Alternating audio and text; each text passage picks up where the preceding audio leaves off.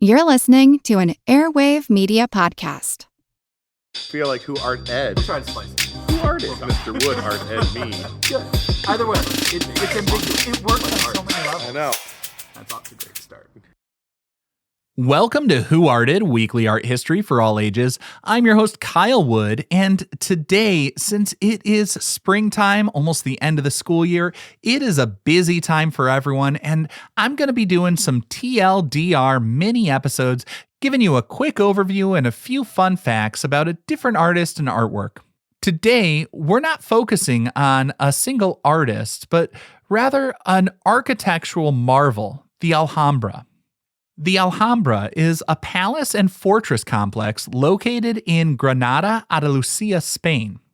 While the site originally housed a small Roman fortification, its modern history really began in 1238 when Mohammed ibn al-Ahmar, the founder of the Nasrid dynasty, began reconstructing the ruins. Over the 13th and 14th centuries, subsequent Nasrid rulers, notably Yusuf I and Mohammed V, transformed the fortress into a palatial city complete with royal quarters, administrative buildings, barracks, and lush gardens. The complex is situated strategically on the Sabika Hill, offering a natural defensive position overlooking the city of Granada and the surrounding agricultural plains. The architectural style of the Alhambra represents the pinnacle of Moorish art and architecture in Western Europe. It's characterized by the integration of nature and building, utilizing water features, courtyards, and open-air pavilions. The structures are primarily made of rammed earth, brick, wood, and stucco, and while those are fairly common building materials, they were elevated through incredibly intricate surface decoration. Islamic architectural principles dictated the design, focusing on internal beauty and geometric proportion rather than imposing exterior facades. In 1492, the Alhambra fell to the Catholic monarchs Ferdinand and Isabella, marking the end of Muslim rule in the Iberian Peninsula. Unlike many conquered Islamic structures that were destroyed, the Alhambra was preserved and utilized by the Spanish monarchy. While subsequent centuries saw alterations, neglect, and damage, including portions being blown up by retreating French troops in 1812, extensive restoration efforts beginning in the 19th century have preserved the complex. Today, it stands as UNESCO World Heritage Site and a primary source for the study of Islamic architecture. Now for your Fast Five quick fun facts about the Alhambra. Number 1. The Alhambra's water system functioned almost like an ancient form of air conditioning. The builders of the Alhambra were master hydraulic engineers who diverted the Darro River nearly 4 miles upstream to create a gravity-fed water system that required no mechanical pumps. And this went beyond drinking water. They integrated running water into the floor planes of the palaces, ensuring that the water flowed through open channels in the courtyards and rooms to cool the air through evaporation. The system is so sophisticated that it created a constant, gentle breeze even during the blistering heat of a Spanish summer.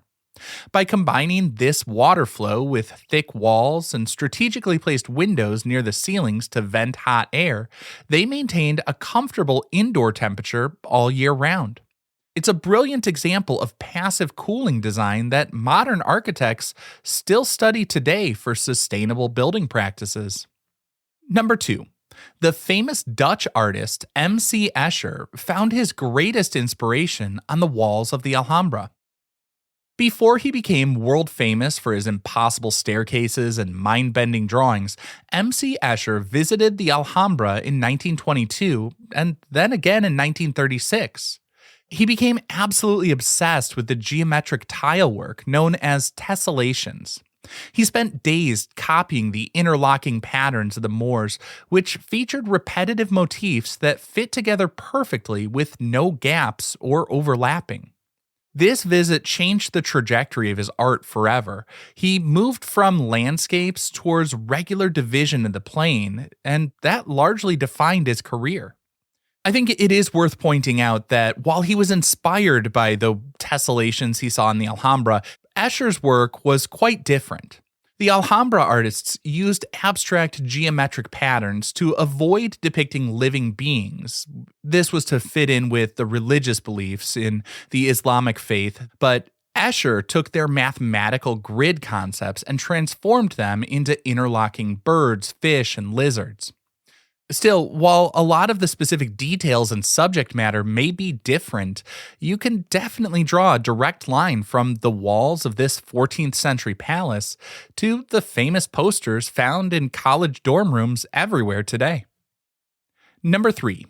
Oddly enough, an American author is largely responsible for saving the Alhambra from total ruin.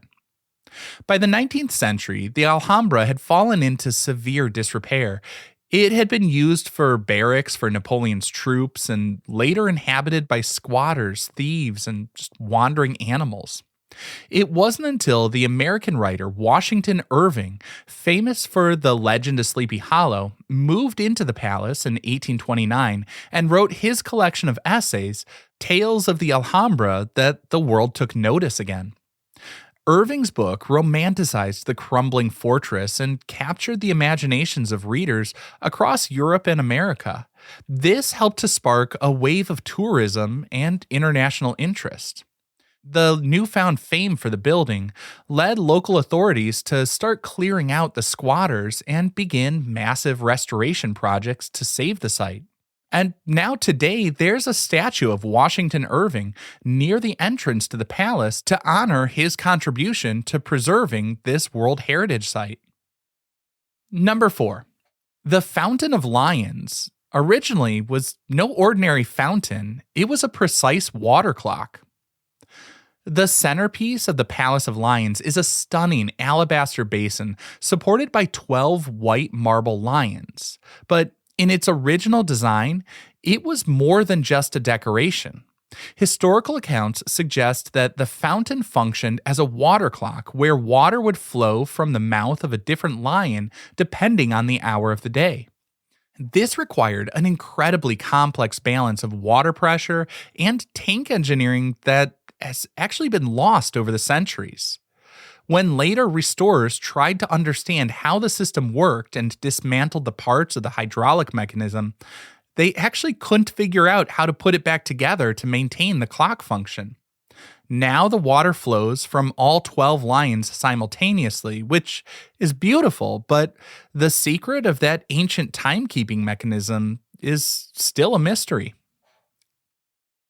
And our fifth and final fun fact for today. The name Alhambra refers to red clay, but the walls were originally white. The name Alhambra comes from the Arabic al-Qal'a al-Hamra, which translates to the red castle, referring to the reddish hue of the clay bricks used in the outer fortifications. But recent research and restoration efforts suggest that when the castle was first built, the exterior walls were covered in a whitewash that was designed to make the fortress shine brilliantly in the sunlight.